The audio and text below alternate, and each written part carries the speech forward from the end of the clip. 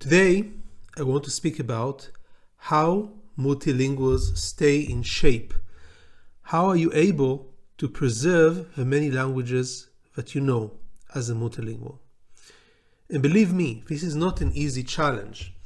Imagine that you know 5 or 6 languages and you have an hour where you can read during the day besides your work.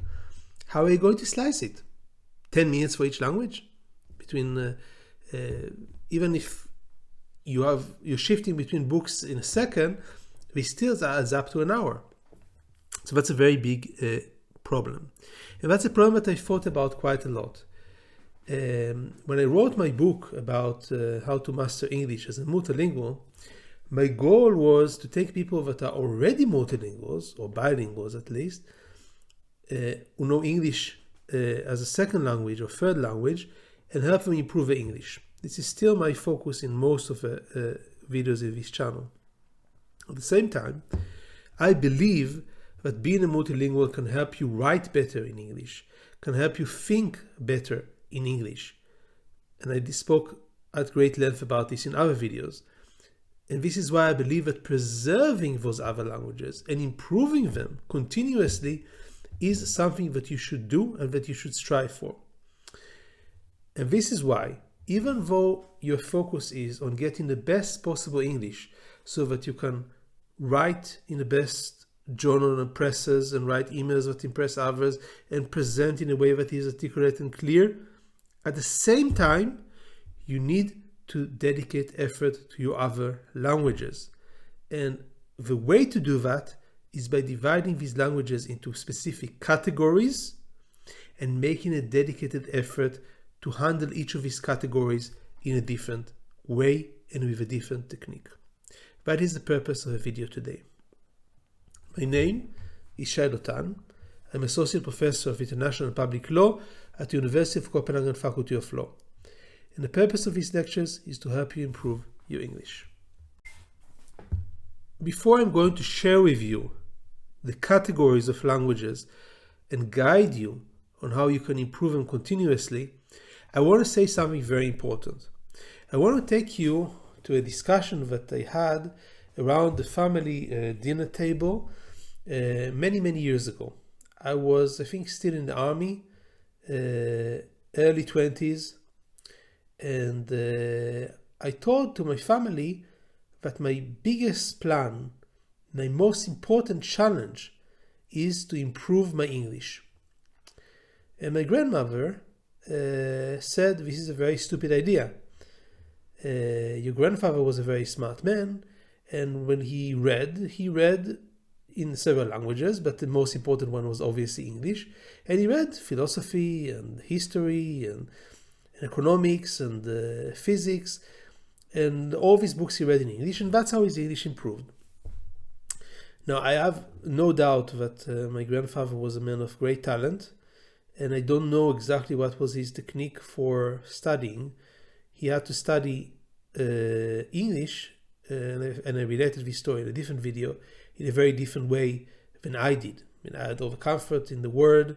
Nobody was threatening me. He was hiding in an apartment from the Nazis and reading the only book that was left in the house, which was Shakespeare's plays, and that's how we learned English. But that's not something that you can recreate. I want to focus on what my grandma said, and I want to say to you that I think it was not a good advice. You don't get very good in something without wanting to be very good in it, and planning and working very hard to execute it. Nobody ever became an expert in the English language just by a fluke, especially if they are not native speakers. If you speak about a language that is not your first language, you need to think about how you improve it. And the same goes to the other languages, even to your native language. I want you to decide that it is a goal to improve your language, not only to improve it instrumentally for a particular purpose, so to read this book, but to get this skill, this ability, hone it, improve it as much as you can. So this is what is guiding you. It's not just that you read and you listen to movies and you do whatever you want based on your interest, and some of them may be even more important than languages. And language will come by itself. It will not come by itself at a level that is sufficient, at a level that will maximize your potential. I want you, if you are interested in the world of the intellect, or if you are interested in being successful, even in business and in traveling a lot, to dedicate a part of your plan to improving the language. Okay, so that's the first thing I want to get it settled. You need to have a conscious plan of improving the language. And now you need to start to divide languages to different categories. So let's look at the first category. The first category is your mother tongue. Now, your mother tongue, if you're listening to these videos, and I don't have a good profile of all my viewers, but I assume you're in your 20s or your 30s, and you have a good education, your mother tongue is quite good. If you are like me, an Israeli, living in Denmark, writing mostly in English, my mother tongue is not very important for me, for my success. It is very important for other things. I like to read in Hebrew. I like to read the great literature that we have in the Hebrew language. I enjoy that. It makes me better touch with my emotions. It makes me able to understand who I am and what is my role in the world. The mother tongue is very, very important, even if I cannot say how it contributes to my well-being or my success or my prestige in the short term. And therefore, you do not neglect your mother tongue too much.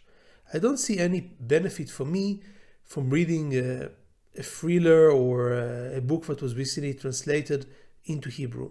But reading some good literature once in a while, that's a great benefit. So tell to yourself, if you read 20 or 30 books a year, which is approximately the numbers that I am doing. In my prime, I used to read 50 or 70 books, but now I read a little bit less. Out of these 20 books, 3, 4, 5 should be, in my case, in Hebrew, and they should be really good Hebrew books, preferably of good literature. And this will get me all the benefits that you get by preserving the touch with your language, your mother tongue, and getting it to be honed and updated and in touch with your thoughts. If I will not do that, what will happen is slowly, when I have a feeling, an emotion, an inclination, the first word that will come to my mind will be in English, and then again, and I would forget a lot of my roots. And that's, I think, is something that is a pity, is a shame. So, mother tongue is still important, and you want to invest some time for it, but not too much. So if you read just 3 books a year in your mother tongue, and because your mother tongue you read very, very fast, you read these books in 2-3 days and that's all, that's perfectly fine. So this means that out of 52 weeks in a year, you're spending a netto amount of maybe a week and a half on your mother tongue, and that's perfectly fine. This will give you what you need and not take too much of your time from the other tasks.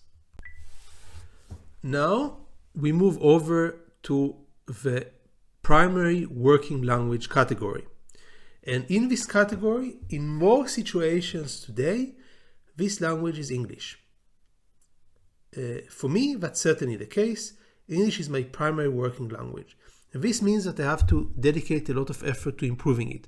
So the first thing that I do is just immerse myself in the language continuously by the nature of my work. I write in English. I read primarily English if it's for my work. I do the YouTube channel in English. I talk to my colleagues mostly in English. I teach partly in English. So all these things give some kind of a basis, but that is not enough. For me, one of the things that I do in English that is unique is I teach a course in legal English twice a year. And for me, this 2 months in 2 separate semesters are dedicated to improving my English. I always spend this time preparing the lectures, getting ready for them. In my free time, I would try in this period to read in English and to read style books in English. I really believe in reading the literature about English style. This is something that I want you all to remember. You cannot expect to succeed in business without reading a single book about succeeding in business, or to succeed in any field in life. Just because you cannot miss out on what the wisest people that ever thought about this idea came up with based on many, many years of research. So don't deprive yourself of that. Read style books in English, read books about the English language, and get better. Read literature in English, fiction, non-fiction, by good authors. In other words, follow this channel, follow the videos and the comments made in them, and this will cover it if you work hard enough. In one of the previous videos, I was referring to Malcolm Gladwell, who has this rule of a 10,000 hours rule. I think that's a fair rule for a primary working language. You spend 10,000 hours improving your language, it will get better. This doesn't include all the time that you are watching movies or even working in the language. You have to consciously try to improve. This goes back to the beginning of our conversation. You have to set your goal as improval. To say, I'm reading to get better. That's why I choose to read this and not that. And as I'm reading, I'm thinking about certain things. I'm thinking about imitating, emulating a certain style. I'm thinking about editing in my head the author. I'm thinking about how I learn from this language, how I implement that in my writing. So that's a primary working language, and that's almost all your work goes to that. So if there's 52 weeks in a year, from the time that you're working on languages, at least 30 should go to English and to improving that, because this is your main tool of your work. So that's a primary working language. Now, some people have a secondary working language. This happens to be my case. I have to teach in Danish. I have to supervise in Danish. That requires me to invest a lot in preserving a high level in this language. It's not the same level that I can reach in English. I don't have the same vocabulary. I don't have the same ability in writing.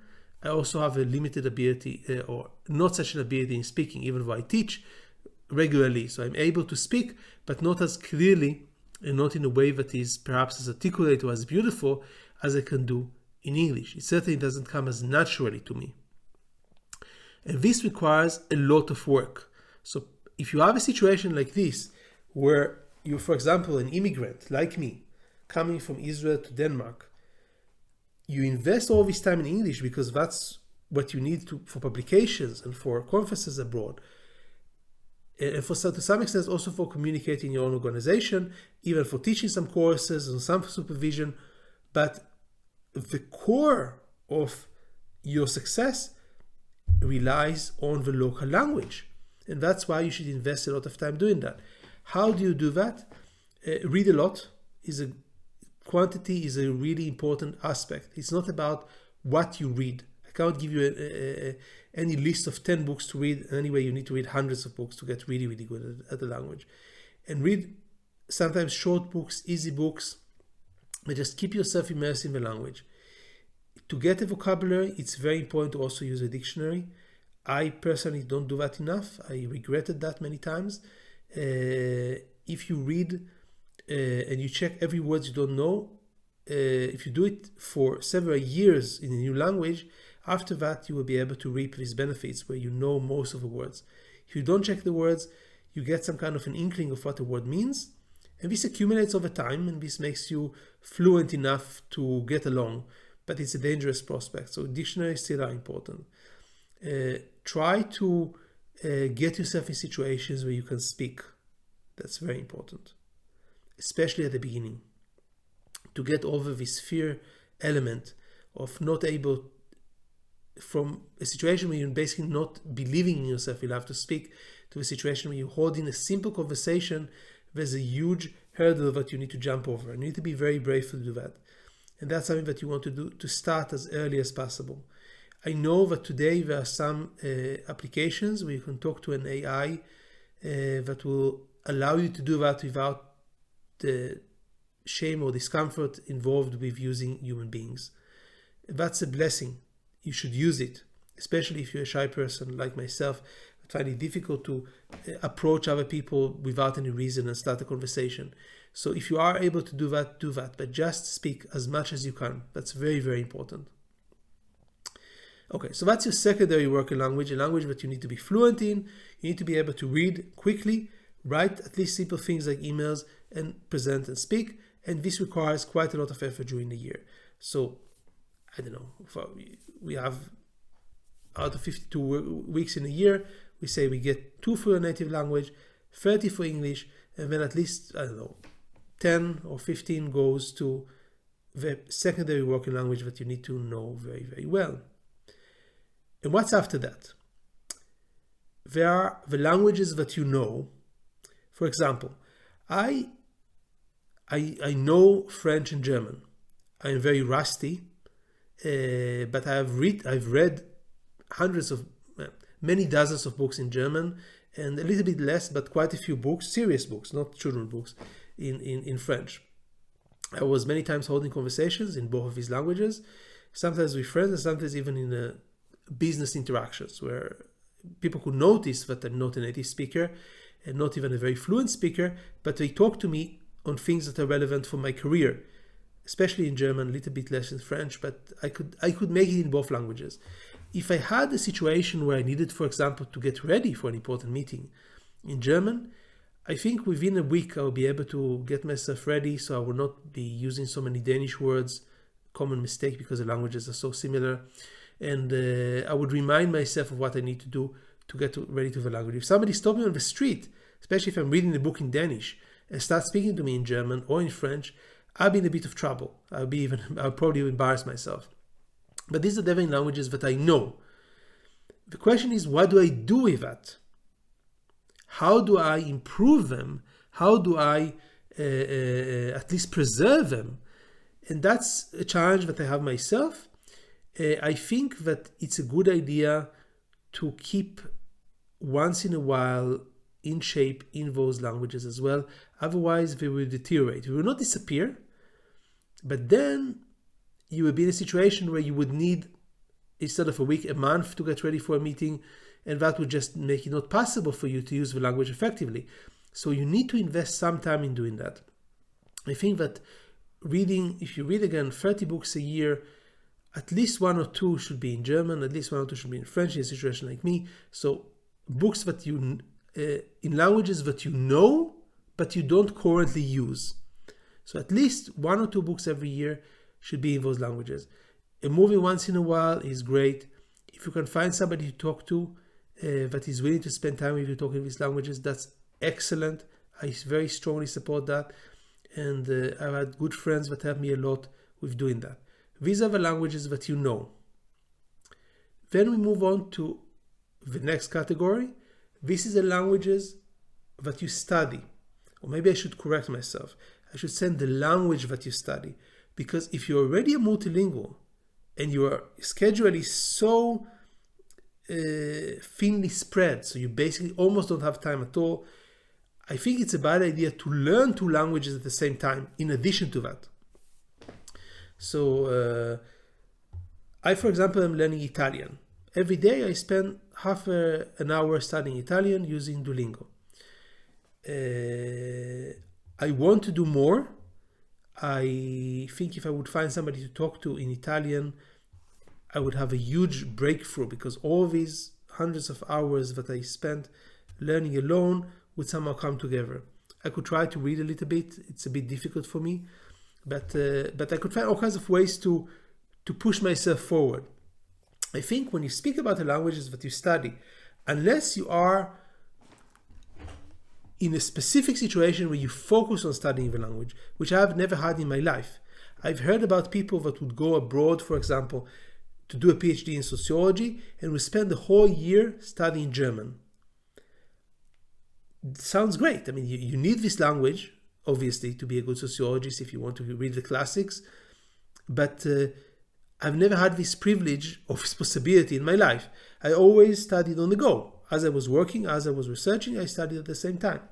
So I was really never able to spend this time studying. Now, if you are doing a year in your life just studying languages, fine, study two if it makes you happy. You can think about studying languages that are similar. Sometimes it helps, sometimes it hurts, or two languages that are different, or two languages that are similar to languages that you already know. So I thought once about I would try to study both Spanish and Arabic. Spanish is similar to French, Arabic is similar to English. Maybe this can help. But I don't think that's a very, very viable strategy. So choose one language and study it. And I think that it's a difficult exercise. It's an exercise that requires discipline.